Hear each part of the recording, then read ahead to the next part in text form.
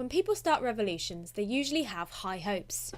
They have a vision of what they believe they can achieve: a better society, world peace, economic equality, an end to poverty. Sometimes they're a bit starry-eyed and naive, and often their hopes come crashing down as their revolution produces results they weren't expecting. Look at the genocide in Cambodia, the extermination chambers in Germany, the Stalinist terror in Russia. The trouble is, revolutions are carried out by imperfect people, normal, failing human beings, and they produce imperfect results. You couldn't accuse Jesus of starry-eyed naivety, though. He was realistic about people, and all of his reported conversations show just how shrewd he was in personal encounters. He could sum up people pretty quickly, and deal with them individually in a way which showed that he understood exactly where they were coming from.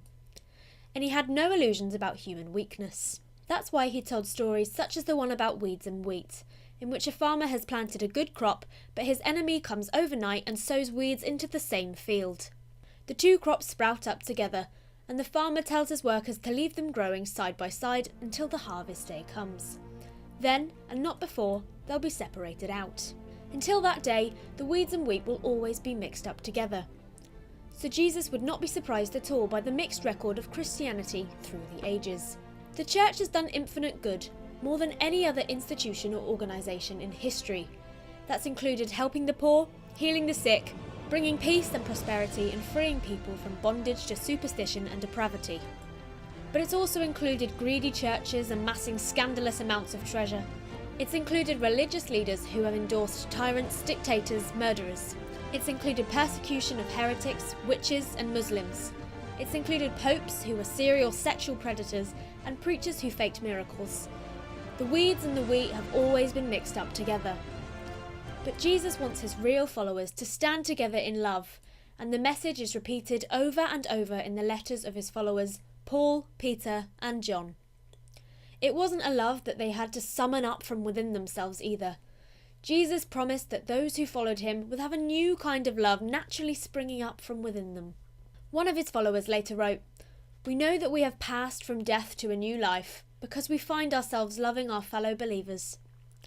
And despite the scandals which occasionally hit the news media, it's important to see that this supernatural love still binds together the followers of Jesus. It doesn't matter which denomination or grouping they come from. Real Christians will find one another and work together for the kingdom.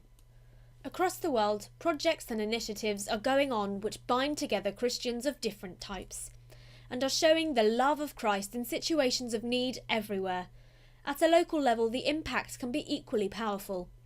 For example, in the 2017 Grenfell Tower disaster in London, it was the local churches, Anglican, Methodist, Pentecostal, United Reformed, Salvation Army, the labels didn't matter, who got stuck in immediately, coordinated relief efforts, and brought love and sympathy just when people needed it most.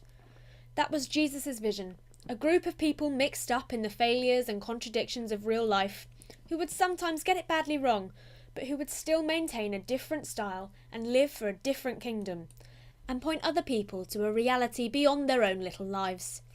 The reality of a king who had come to die for ordinary failures and turn them into world beaters instead.